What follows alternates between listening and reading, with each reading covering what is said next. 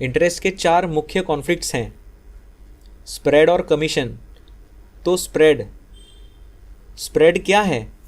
यदि आप कुछ खरीदते हैं तो आप इसे बाज़ार में उदाहरण के लिए 6 पर खरीदते हैं, और यदि आप इसे बेचते हैं तो आप इसे 5 पर बेच रहे हैं। इसलिए ब्रोकर एक बनाता है, आप स्प्रेड का भुगतान करते हैं। इसलिए यदि ब्रोकर के पास 2 क्लाइंट्स हैं तो ब्रोकर इसे 5 पर खरीद सकता है और आपको 6 पर बेच सकता है। इसलिए एक सेलर और एक बायर वे एक स्प्रेड बनाते हैं। इसलिए हर ट्रेड पर एक स्प्रेड बनाएं और बारी बारी से काम करें। हम इस फ्रेज का 1 सेकंड में फिर से उपयोग करेंगे। शब्द टर्न लेना, 5 पर कुछ खरीदना और इसे 6 पर बेचना है। इसलिए स्प्रेड और कमीशन। इसलिए स्प्रेड फॉरेक्स में होता है।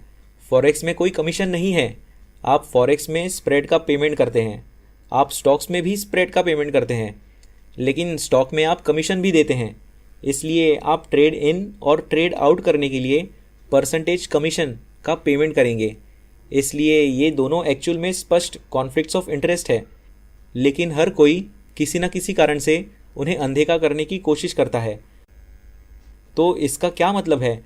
इन दोनों चीज़ों का मतलब यह है कि ब्रोकर डिफ़ॉल्ट रूप से वॉल्यूम और फ्रीक्वेंसी द्वारा 100% इंसेंटिवाइज्ड होता है।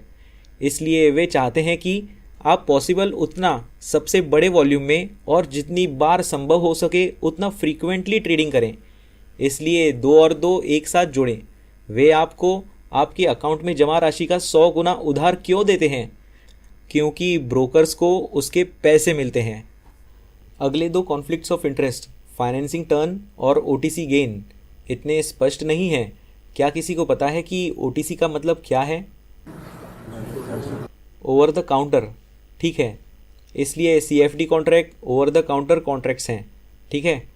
और जब वे रिटेलर्स के ऑपोजिट साइड ट्रेड लेते हैं और पैसा बनाते हैं तो इसे ओटीसी गेन कहा जाता है। पहला इंसेंटिव, हम अभी इस पे नज़र डालेंगे। पहला, रिटेल ब्रोकर इंसेंटिव वॉल्यूम और साइज़, जितना संभव हो सके उतने बड़े साइज़ में ट्रेड करना, इसी तरह उन्हें पेमेंट किया जाता है। अन्य 2 इतने स्पष्ट नहीं हैं। यह इस तरह से काम करता है। इसलिए पहला फाइनेंसिंग टर्न है। ब्रोकर्स के साथ लेवरेज को कौन फाइनेंस करता है? क्या आसमान से जादुई धन परी नीचे आती है और ब्रोकर्स को आपको उधार देने के लिए पैसा देती है? यह कहाँ से आता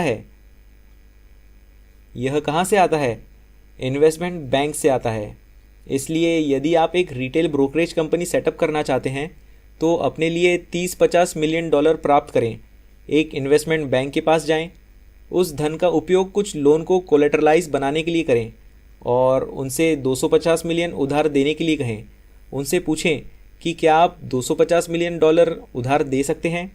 आप अपने लिए एक रिवॉल्विंग क्रेडिट फैसिलिटी प्राप्त करें, एक ट्रेडिंग प्लेटफॉर्म बनाएं और फिर रिटेल ट्रेडर्स को प्लेटफॉर्म पर क्रेडिट प्रदान करें। अब बहुत हद तक यह मामला होगा। आप 2 और 3 क्वार्टर्स में उधार लेते हैं, इसे 1 पॉइंट अधिक के लिए फार्म करते हैं, इसलिए आप लोन पर फाइनेंसिंग टर्न करते हैं। लेकिन क्या और कोलेटरलाइज हो जाता है?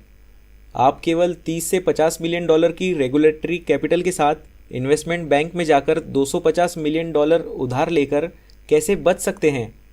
आप इससे कैसे बच सकते हैं?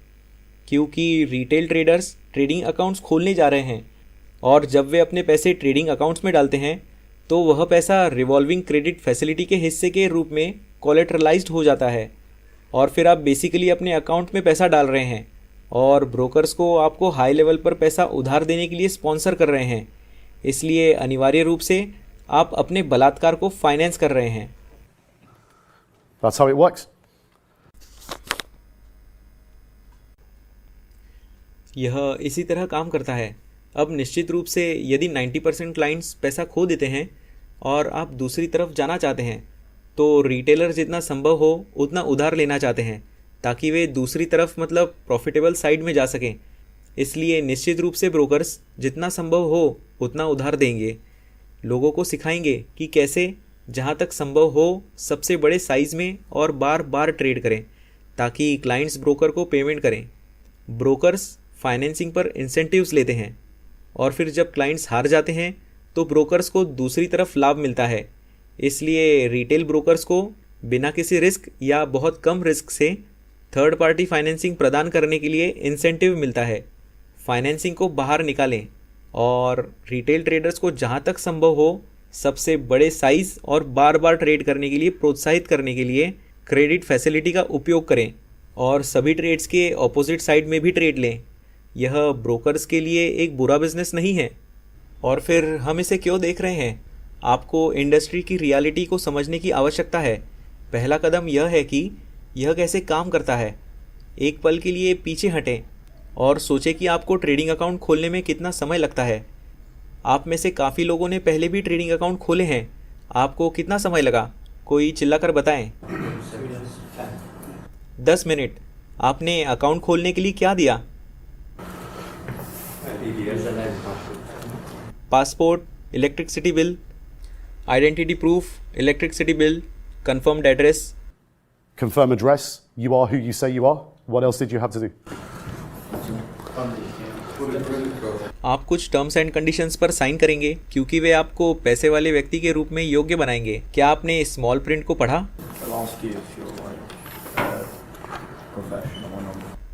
निश्चित रूप से। और हम यह मान रहे हैं कि हर कोई नॉन प्रोफेशनल है, इसलिए टर्म्स एंड कंडीशंस में जब आप उन्हें साइन करते हैं तो एक्चुअल में आप क्या कर रहे हैं? केवल एक लाइन जो मायने रखती है वह है, और यह कहीं ना कहीं वहाँ होगी, मैं अपना सारा पैसा खोने से खुश हूँ। I'm happy to lose all my money. और ब्रोकर, यह उसकी गलती नहीं है। ब्रोकर का इससे कोई लेना देना नहीं है। यह एक रिस्क डिस्क्लेमर है। मैं अपना सारा पैसा खोने के लिए खुश हूँ। इसलिए आपको बस इतना ही करना है। पासपोर्ट, बिजली बिल, टर्म्स एंड कंडीशंस भरें और उस पर हस्ताक्षर करें। मैं अपना सारा पैसा खोने के लिए खुश हूँ। फिर क्या होता है? आपके पास एक ट्रेडिंग अकाउंट है जिस तक आपकी पहुँच है। एक पूर्ण अजनबी जो आपसे कभी नहीं मिला है, वह आपको आपके ट्रेडिंग अकाउंट में जमा कैपिटल से 100 गुना अधिक उधार देने के लिए तैयार है, क्योंकि आपने उन्हें पासपोर्ट, इलेक्ट्रिसिटी बिल दिया है और कहा है कि मैं सब कुछ खोने के लिए तैयार हूँ। रिटेल ट्रेडिंग की दुनिया में आपका स्वागत है।